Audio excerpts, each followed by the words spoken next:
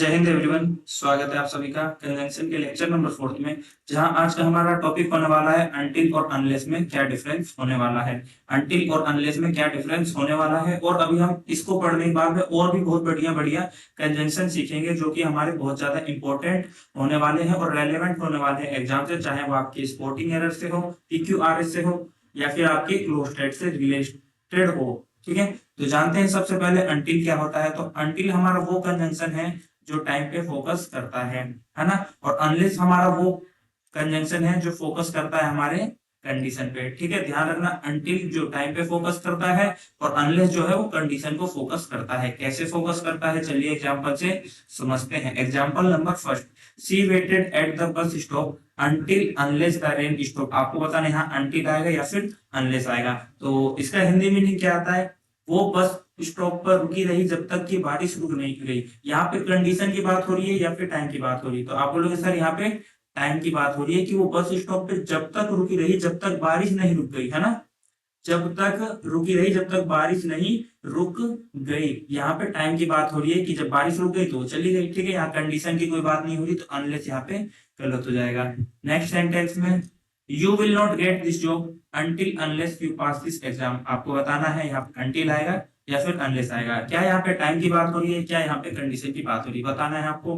Meaning निकालना, तुम इस जॉब को, you will not get this job, तुम इस जॉब को नहीं पाओगे जब तक कि तुम इस एग्जाम को पास नहीं करते। तो आपको ऐसा नहीं लग रहा है यहाँ पे कुछ कंडीशन की बात हो रही है, एग्जाम पास कर लोगे तो ये जॉब मिल जाएगी। क्या यहाँ पे टाइम की बात हो रही है कि इस समय तक अगर तुम एग्जाम पास कर लोगे तो तुम्हें ऐसा जॉब मिल जाएगा, नहीं, ऐसी बात नहीं हो रही। यहाँ पे कंडीशन के बारे में बात हो रही है, एग्जाम पास कर लोगे, इस कंडीशन क्या है, एग्जाम पास कर लो और ये जॉब ले लो।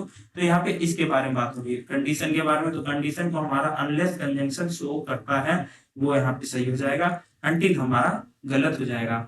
नेक्स्ट पे बढ़ते हैं। I want start the class until unless you arrive. मैं क्लास स्टार्ट नहीं करूंगा अनटिल अनलेस यू अराइव। बताना है यहाँ पे अनटिल आएगा या फिर अनलेस आएगा। तो यहाँ पे आएगा आपका अनटिल। मैं क्लास जब तक स्टार्ट नहीं करूंगा जब तक तुम नहीं आ जाते। यहाँ पे टाइम की बात हो रही है, जब तक तुम आओगे, जब तुम आओगे जब भी क्लास स्टार्ट होगी, है ना। यहाँ कंडीशन के बारे में बात नहीं हो रही, तो यहाँ पे अनलेस हमारा गलत हो जाएगा। ठीक है, और ये है, मैं समझ रहा हूँ ये थोड़ा कंफ्यूजिंग हो सकता है, लेकिन ये प्रैक्टिस से आता है। ये जो अनटिल अनलेस है ना, बच्चा थोड़ा कंफ्यूजन में आ जाता है कि यहाँ पे टाइम पे फोकस किया जा रहा है या फिर कंडीशन पे।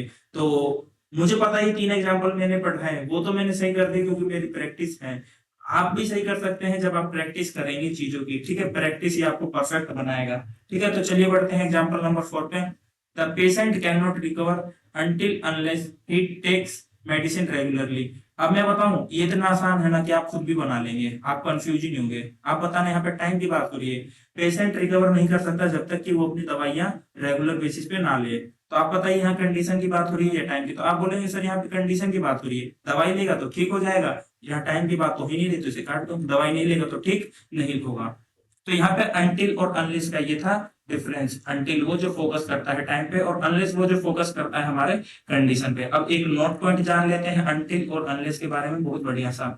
नोट पॉइंट हमारा क्या होने वाला है, नोट पॉइंट ये है, अनटिल जो है और अनलेस जो है ये हमारे नेगेटिव कंजंक्शन है। कैसे कंजंक्शन है, नेगेटिव कंजंक्शन। नेगेटिव कंजंक्शन का मतलब है इसके साथ में अगर आपको कोई अनोदर नेगेटिव वर्ड आता है ना, अगर कोई दूसरा नेगेटिव वर्ड दिखता है तो उसको क्रॉस मार देना, वहां पे एरर हो जाएगा।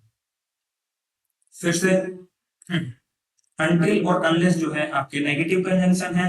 अगर उसके साथ में कोई दूसरा नेगेटिव वर्ड आता है तो वो यहाँ पे गलत होगा। कैसे गलत होगा, चलिए समझते हैं कैसे कैसे क्वेश्चन आ सकते हैं।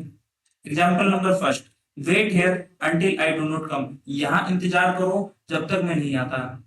आप मुझे बताना, अगर मैं यहाँ से इसको हटा देता हूँ, अगर मैं इसको यहाँ से हटा देता हूँ, वेट हेयर, यहाँ इंतजार करो, अंटिल जब तक आई कम हेयर, जब तक मैं यहाँ नहीं आ जाता, जब तक मैं यहाँ नहीं आ जाता।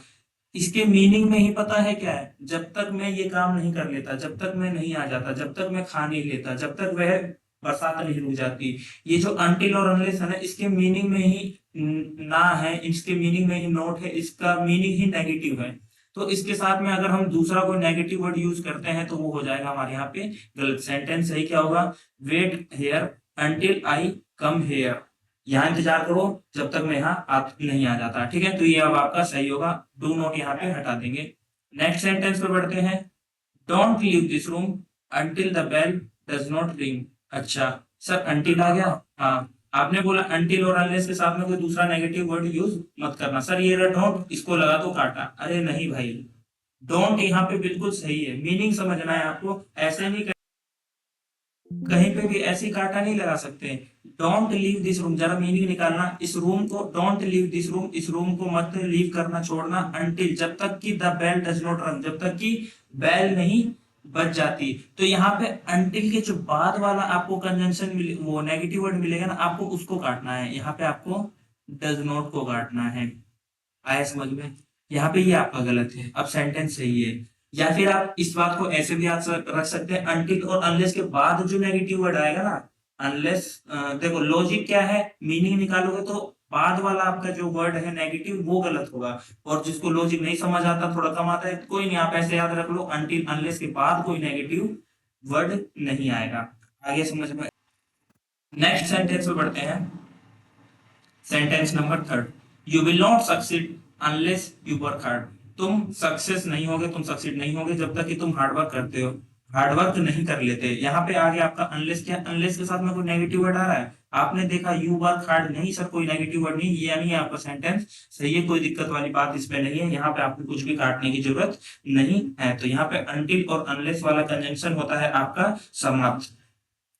आगे बढ़ते हैं। आगे हम जानेंगे कि व्हेन और वाइल के बीच में क्या डिफरेंस है। व्हेन और वाइल के बीच में क्या डिफरेंस है, समझना जरा। व्हेन जो है ये पॉइंट ऑफ टाइम को शो करता है। व्हेन क्या करता है, पॉइंट ऑफ टाइम को शो करता है। जबकि वाइल जो है आपका, जब दो एक्शन एक साथ हो रहे होते हैं तब हम कंजंक्शन वाइल का यूज करते हैं, और जब हम पॉइंट ऑफ टाइम को शो करना होता है तब हम कंजंक्शन व्हेन का यूज करते हैं। आगे समझ में? चलिए समझते हैं कैसे व्हेन जो है पॉइंट ऑफ टाइम को शो करता है, और वाइल जो है दो एक्शन के एक साथ होने को शो करता है। एग्जांपल से समझते हैं। एग्जांपल नंबर फर्स्ट पे आना, he came when while I was watching TV. While आपको बताना व्हेन आएगा या फिर व्हाइल आएगा, मीनिंग निकालना। वह आया जब मैं टीवी देख रहा था। क्या आप यहाँ पे बताना दो एक्शन एक साथ हो रहे हैं। देखो, वह आया जब मैं टीवी देख रहा था, तो यहाँ पे आप बोलोगे पॉइंट ऑफ टाइम को दर्शाने की कोशिश करी जा रही है कि जब मैं टीवी देख रहा था ना, जब वो आया, यानी पॉइंट ऑफ टाइम को दर्शाने की कोशिश करी जा रही है। जब पॉइंट ऑफ टाइम को दर्शाने की कोशिश करी जा रही है तो व्हेन आएगा, है ना। और अगर आप रीडिंग करते हैं ना, मैं बताऊं, देखो एग्जाम है आपका, कॉम्प्रीहेंशन आएगा, वोकैब आएगा, और आपका ग्रामर आएगा, सब कुछ आएगा। अगर आप रीडिंग भी करते हो तो ये कॉन्सेप्ट आपके लिए बहुत आसान है। He came when I was watching TV, while को आप वैसे ही गलत कर दोगे, है ना। तो रीडिंग का भी बहुत बड़ा रोल होता है, जो कि बहुत ज्यादा इंपॉर्टेंट आपके कॉम्प्रीहेंशन वाले पार्ट को सोल्व करने में। ठीक है, तो ये कॉन्सेप्ट आपका वैसा ही है। He came when I was watching TV, जब मैं टीवी देख रहा था, जब वो आया, उस पॉइंट ऑफ टाइम पे वो आया जब मैं टीवी देख रहा था, है ना, एक पॉइंट ऑफ टाइम पे वो आया। बढ़ते हैं नेक्स्ट पे। अब यहाँ पे बताना, ही वाज प्लेइंग व्हेन या फिर while I was reading book. He was playing when या फिर while I was reading book. तो यहाँ पे अब आप देखोगे वह खेल रहा था जब मैं बुक पढ़ रहा था। अब यहाँ पे दो एक्शन एक साथ हो रहे, एक वो खेल रहा था, एक मैं बुक पढ़ रहा था। दो एक्शन हो रहे, एक वो खेल रहा था, यानी आप कह सकते हैं दो कॉन्टिन्यूअस एक्शन हो रहे हो ना। टू कॉन्टिन्यूअस एक्शन लिख दूंगा तो मैं और बढ़िया बात हो जाएगी। अगर यहाँ पे मैं दो कॉन्टिन्यूअस सेक्शन लिखता हूँ तो आपको और अच्छे समझ में आएगा। जब दो कॉन्टिन्यूअस सेक्शन एक साथ होते हैं तो आप कंजंक्शन व्हाइल का यूज करते हैं, व्हेन का गलत कर देते हैं। ठीक है, ही वाज प्लेइंग, जब वो खेल रहा था, जबकि मैं बुक रीड कर रहा था। ठीक है, तो यहाँ पे आपका व्हाइल कंजंक्शन का यूज होगा, ना कि व्हेन का। चलिए बढ़ते हैं नेक्स्ट पे। नेक्स्ट आ जाता है हमारा व्हाइल और ड्यूरिंग के बीच में क्या डिफरेंस है।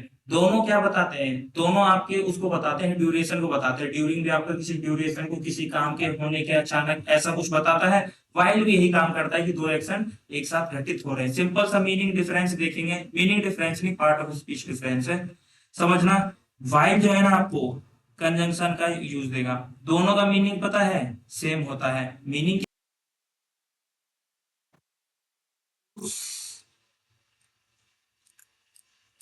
समय के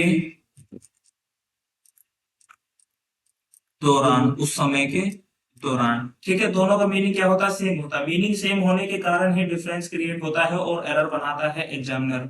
वाइल हमारा कंजंक्शन है, वहीं दूसरी तरफ ड्यूरिंग हमारा प्रेपोजिशन है। जब हमें सेंटेंस में देखो मीनिंग दोनों सेम देता है, लेकिन जब हमें कंजंक्शन की जरूरत होगी ना तब वहां वाइल का यूज करेंगे। मीनिंग दोनों का सेम होता है, लेकिन जब वहां पे प्रेपोजिशन की जरूरत होगी ना तो हम ड्यूरिंग का यूज करेंगे, ना कि वाइल का। पार्ट्स ऑफ स्पीच का भी बहुत ज्यादा ध्यान रखना है, और इसी के बेस पे एग्जामिनर क्या बनाता है, एरर बनाता है। We were quite while during watching TV.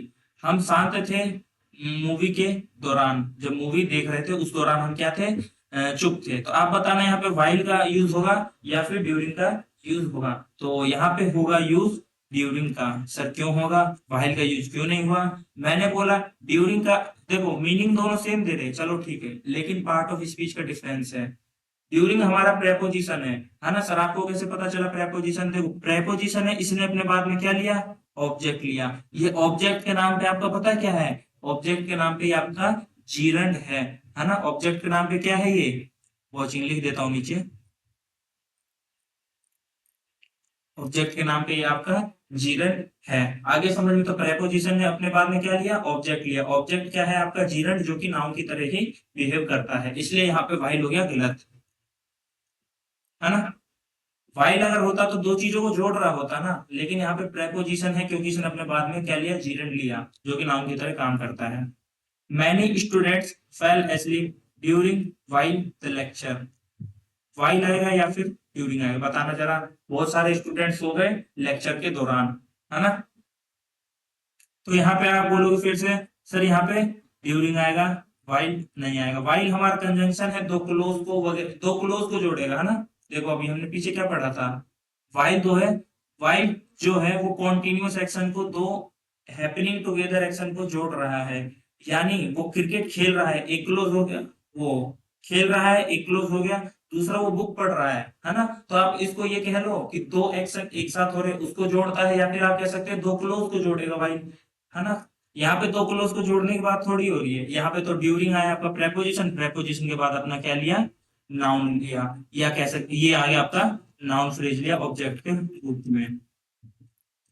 आए समझ में? क्या लिया इसने, नाउन फ्रेज लिया ऑब्जेक्ट के रूप में। तो ड्यूरिंग यहाँ आएगा, वाइल नहीं आएगा।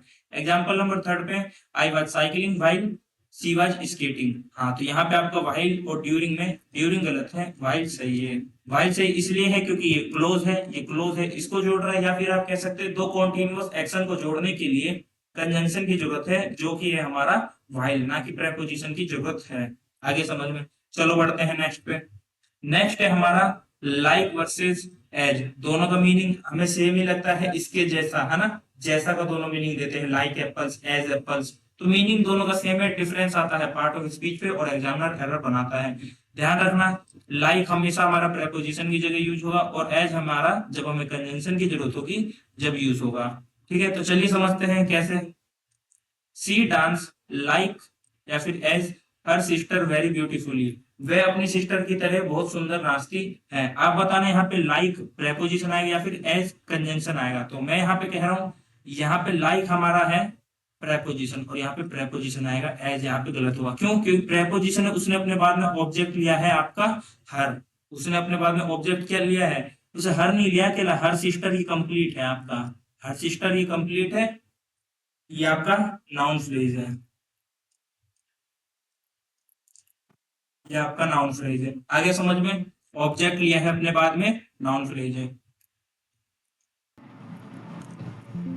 अब आ जाता है हमारा next example, he behaved like as a gentleman at the party. वह, उसने बिहेव किया जेंटलमैन की तरह पार्टी में। ठीक है, तो यहाँ पे फिर से हमें लाइक की जरूरत पड़ेगी, प्रेपोजिशन की एज की जरूरत नहीं पड़ेगी, क्योंकि लाइक प्रेपोजिशन है, उसने अपने बाद में एक ऑब्जेक्ट लिया है। ऑब्जेक्ट क्या है, आर्टिकल प्लस में नाउन, आपका नाउन फ्रेज होता है। सारी बेसिक्स ऑफ ग्रामर की बातें हैं।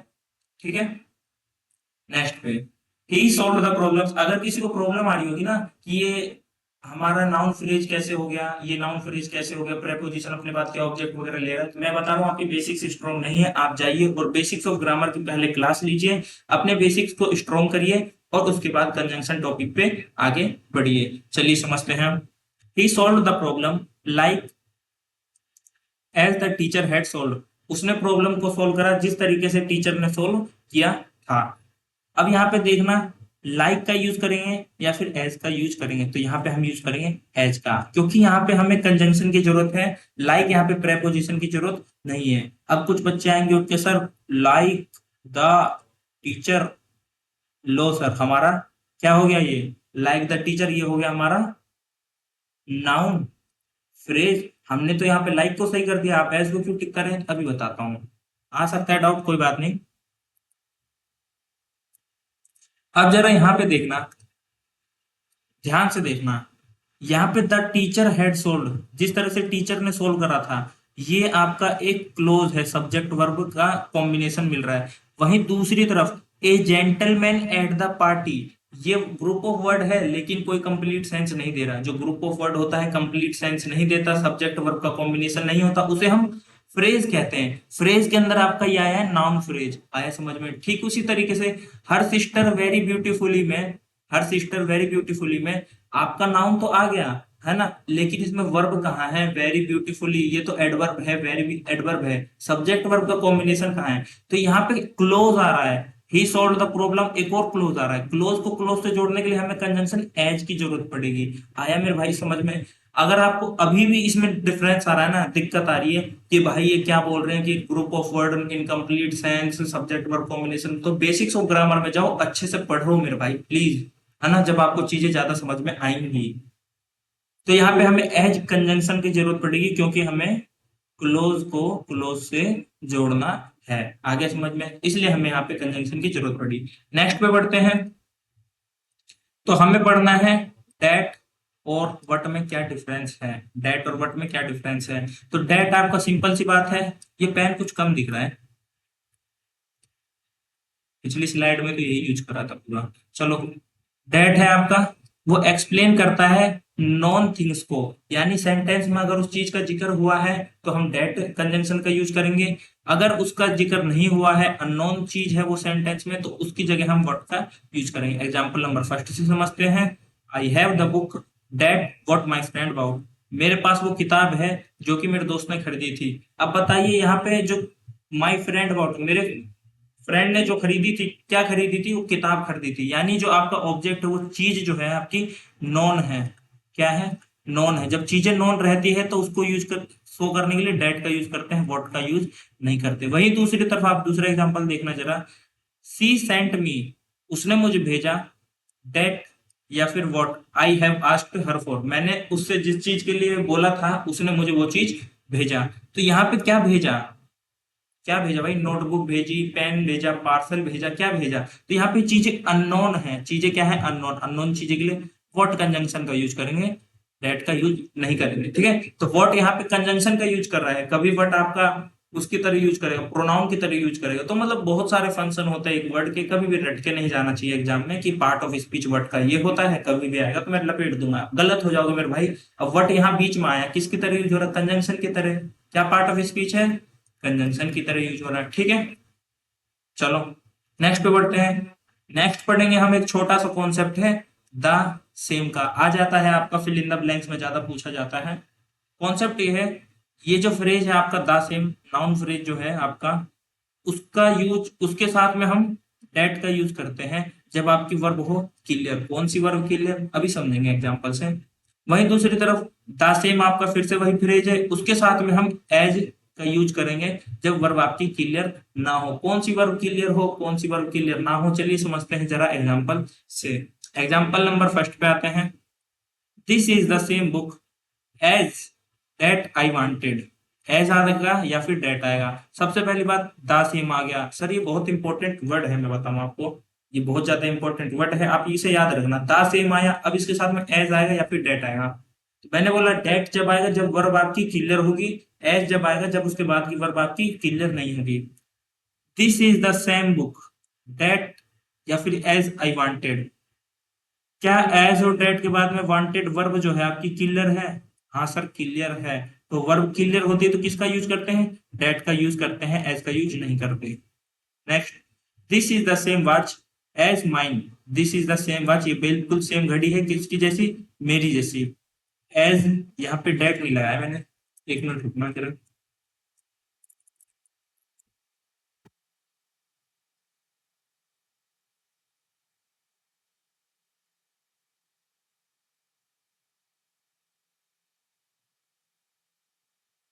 यहाँ पे एज आएगा या फिर डेट आएगा, तो आप बोलोगे सर दा सेम आया, इसके साथ में एज और डेट वो डिसाइड करेगा कि इसके बाद कोई वर्ब आई है या फिर नहीं आई है। माइन जो है आपका वो तो प्रोनाउन होता है, इसके साथ कोई वर्ब वगैरह थोड़ी आई है, नहीं आई है सर, इसका मतलब यहाँ पे क्या आएगा, डेट नहीं आएगा, एज आएगा। वर्ब आपकी क्लियर नहीं है तो आप किसका यूज करेंगे, एज का यूज करेंगे। द सेम की तरह एक और बढ़िया सा कॉन्सेप्ट है डाउट और डाउटफुल का। ये दो वर्ड है आपके, एक है आपका डाउट, एक है डाउटफुल, एक ही चीज है ना, डाउट और डाउटफुल। कॉन्सेप्ट क्या है यहाँ पे, सिंपल सी बात है, डाउट और डाउटफुल ये वर्ड है आपके दो, है ना, सेम है। जब ये अफर्मेटिव सेंटेंस में यूज होते हैं और इनके बाद कंजंक्शन लगना है तो इफ या वेदर का यूज करेंगे, है ना। अगर डाउट या डाउटफुल ये जो वर्ड है आपका नेगेटिव सेंटेंस में यूज हुआ है और इसके बाद आपको कंजंक्शन चाहिए तो आप डेट का यूज करेंगे। अगर ये वर्ड आपके डाउट या डाउटफुल इंटेरोगेटिव सेंटेंस में यूज हुए हैं और इसके बाद कोई कंजंक्शन लगना है तो आप कंजंक्शन डेट का यूज करेंगे। सिंपल सी बात, जब अफर्मेटिव की बात हो तो इफ वेदर, बाकी किसी की बात हो तो डेट, अफर्मेटिव की बात हो तो इफ या वेदर, बाकी किसी की बात हो तो डेट लगा देना, ठीक है। चलिए समझते हैं एग्जांपल से। Example number first, she was doubtful blank her father will come. वो डाउटफुल थी, वो संशय में थी कि उसके पिताजी आएंगे। अब बताना यहाँ पे ये सेंटेंस कैसा है, इंटेरोगेटिव है, नेगेटिव है या अफर्मेटिव है। सर ये अफर्मेटिव सेंटेंस है। अफर्मेटिव, अफर्मेटिव से ज्यादा बढ़िया बोलना हो पॉजिटिव, आपको ज्यादा समझ में आएगा, है ना। पॉजिटिव, ये पॉजिटिव सेंटेंस है, नेगेटिव सेंटेंस है इंटेरोगेटिव। पॉजिटिव वो जिसमें पॉजिटिव बात होती है, नोट का कोई नामो निशान नहीं होता। नेगेटिव वो जिसमें नोट लगा होता है, नेगेटिव बात करता है। इंटेरोगेटिव वो जो क्वेश्चन पूछता है। तो पहला जो सेंटेंस है आपका वो पॉजिटिव सेंटेंस है, अफर्मेटिव सेंटेंस है। जब अफर्मेटिव सेंटेंस है तो आपको इसमें या तो इफ का यूज करना है या फिर वेदर का यूज करना है। वो डाउटफुल है कि उसके पिताजी आएंगे या नहीं आएंगे, कि उसके पिताजी आएंगे या फिर नहीं आएंगे। यहाँ पे आपका इफ भी सही है और वेदर भी सही है। Example number second, he is not doubtful blank I will help him, है ना। वो उसको डाउट नहीं है कि मैं उसकी हेल्प करूंगा, है ना।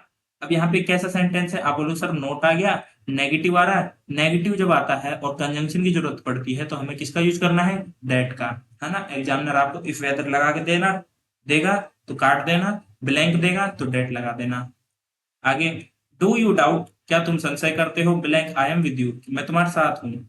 आई एम विद यू सही नहीं लग रहा, थोड़ा यहाँ पे लिख दो आई एम नॉट। क्या तुम्हें संशय है कि मैं तुम्हारे साथ नहीं, है ना, वरना अजीब सा नहीं लग रहा। क्या तुम्हें डाउट है कि मैं तुम्हारे साथ हूँ, मतलब वो उसके साथ ही नहीं है और उसको टोन टोक मार रहा है। I do you doubt I am not with you, क्या तुम्हें डाउट है कि मैं तुम्हारे साथ नहीं, मैं तुम्हारे साथ हूँ, ये कहना चाह रहा है, ठीक है।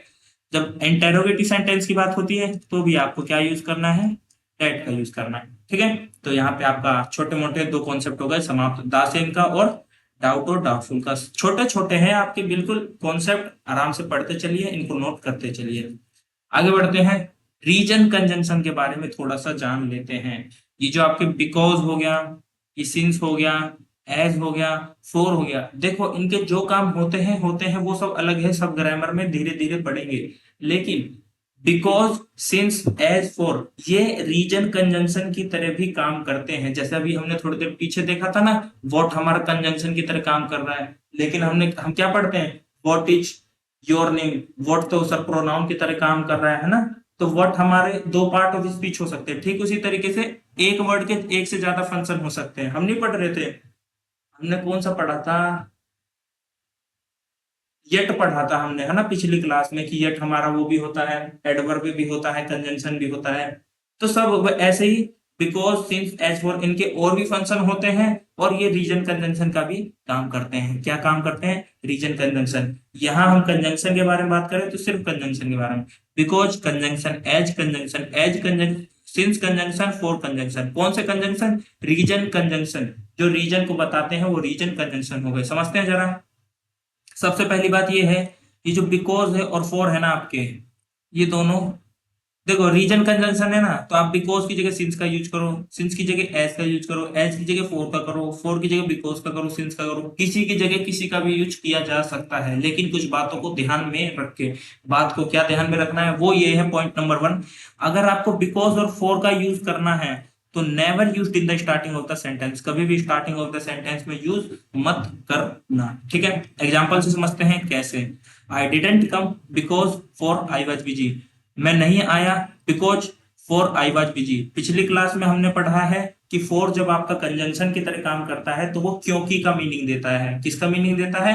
क्योंकि का मीनिंग देता है। मैं नहीं आया बिकॉज, क्योंकि मैं बिजी था, यानी यहाँ पे बिकॉज का, क्योंकि का मीनिंग दे रहा है। सबसे पहली बात, रीजन कंजंक्शन है, ये भी सही है, ये भी सही है, दोनों आपके सही है, कोई दिक्कत वाली बात नहीं है ना। फॉर का यूज करो चाहे बिकॉज का यूज करो, ये सेंटेंस आपका बिल्कुल सही है। अगर आप इस सेंटेंस को ऐसे लिख देते हैं ना, बिकॉज या फिर for I was busy I didn't come, क्योंकि मैं बिजी था इसलिए मैं नहीं आया, तो ये सेंटेंस आपका गलत हो जाएगा। क्यों? क्योंकि बिकॉज और for never used in the starting of the sentence. और हमने फॉर के बारे में तो पढ़ा भी है कि coordinating conjunction never used in the starting of the sentence, ठीक है। वहीं बढ़ते हैं हमारे दूसरे कंजंक्शन सिंस और एज की तरफ।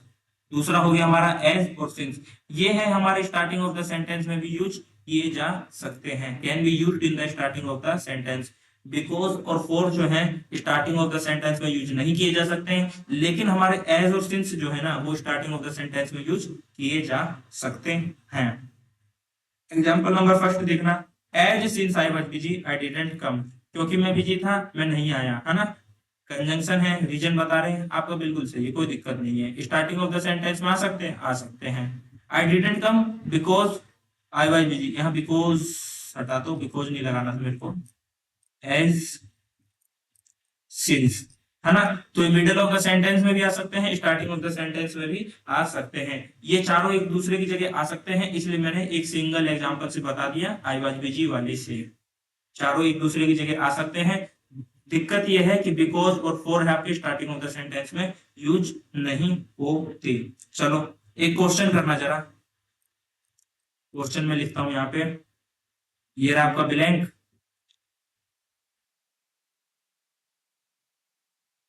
एज या फिर इट वॉज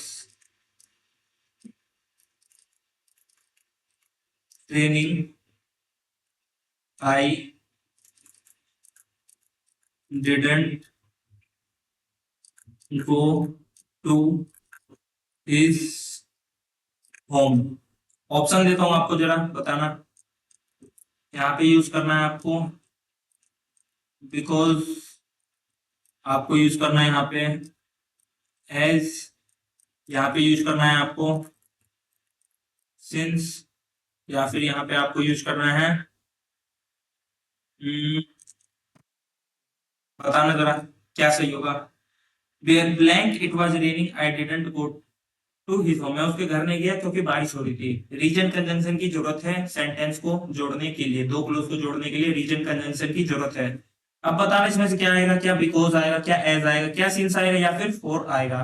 तो सबसे पहली बात, स्टार्टिंग ऑफ द सेंटेंस में यूज करना है, बिकॉज को काट दो, फॉर को काट दो। क्या एज आ सकता है? हाँ सर आ सकता है। रीजन कंजंक्शन है, क्या रीजन कंजंक्शन की जरूरत है? हाँ, एज यहाँ पे आ सकता है, आ सकता है। क्या सिंस आ सकता है? हाँ सर आ सकता है। एक दूसरे को रिप्लेसेबल है, ये एक दूसरे को रिप्लेस कर सकते हैं, स्टार्टिंग ऑफ द सेंटेंस में यूज हो सकता है। तो ये भी आपका सही है और ये वाला भी आपका सही है, ठीक है। तो सारे कॉन्सेप्ट को समाप्त करते हुए अब हम कंजंक्शन के आखिरी टॉपिक पे पहुंचते हैं, जो कि है हमारा इन्वर्जन। क्या है टॉपिक हमारा? इन्वर्जन। इन्वर्जन क्या होता है, बेसिक आइडिया दे देता हूं आपको। देखो इन्वर्जन में क्या होता है ना, एक एक नॉर्मल सेंटेंस होता है। नॉर्मल सेंटेंस का फॉर्मेट क्या होता है? Subject plus helping verb plus में मेन वर्ब। इन्वर्जन में क्या करते हैं, हेल्पिंग वर्ब को पहले यूज करते हैं सब्जेक्ट से, या फिर एडवर्ब को पहले यूज करते हैं हेल्पिंग वर्ब से। चलो इस बात को जो मैंने बोली है समझते हैं। इन्वर्जन का मतलब होता है use helping verb before subject. Use helping verb, helping verb का पहले यूज करना है सब्जेक्ट के, या फिर use adverb before helping verb, या तो एडवर्ब का हेल्पिंग वर्ब से पहले यूज करो, या फिर सब्जेक्ट से पहले हेल्पिंग वर्ब का यूज करो।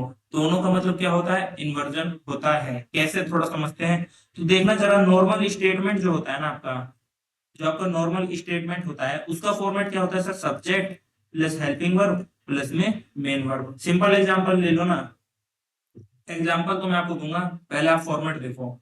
नॉर्मल सेंटेंस जो है आपका वो क्या होता है? सब्जेक्ट होता है, हेल्पिंग वर्ब होता है, मेन वर्ब होता है।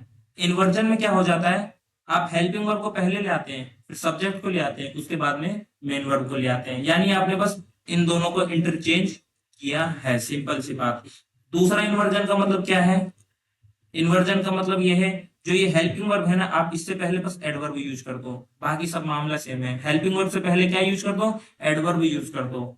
ये जो आपने फॉर्मेट बनाया है, इससे पहले बस आप एडवर्ब यूज कर दो, इसका ही मतलब क्या है, इन्वर्जन है। या तो आप सब्जेक्ट से पहले हेल्पिंग वर्ब यूज करो, या फिर हेल्पिंग वर्ब से पहले एडवर्ब का यूज करो, इन्वर्जन इसी को कहते हैं। तो इसके आगे स्लाइड्स हो गई समाप्त। अब कल स्लाइड्स बनाएंगे, कल आपको पढ़ाएंगे। इन्वर्जन का टॉपिक करेंगे कल समाप्त, और कल आपका कंजंक्शन वाला टॉपिक कर देंगे पूरा खत्म। उसके बाद करेंगे प्रीवियस ईयर क्वेश्चन की प्रैक्टिस, लगभग 50 से 60 क्वेश्चन लेके आऊंगा मैं आपके लिए। वो क्वेश्चन लेके आऊंगा जो प्रीवियस ईयर में पूछे गए हैं एसएससी एग्जाम में, है ना। तो रेलेवेंट पढ़ेंगे, कोई दिक्कत वाली बात नहीं है। तो उम्मीद करता हूँ आज की क्लास आपको अच्छी लगी होगी। अगर आपको अच्छे से समझ में आया, आपको कॉन्सेप्ट क्लियर हुए, तो एक कमेंट करके जरूर जाएं। धन्यवाद।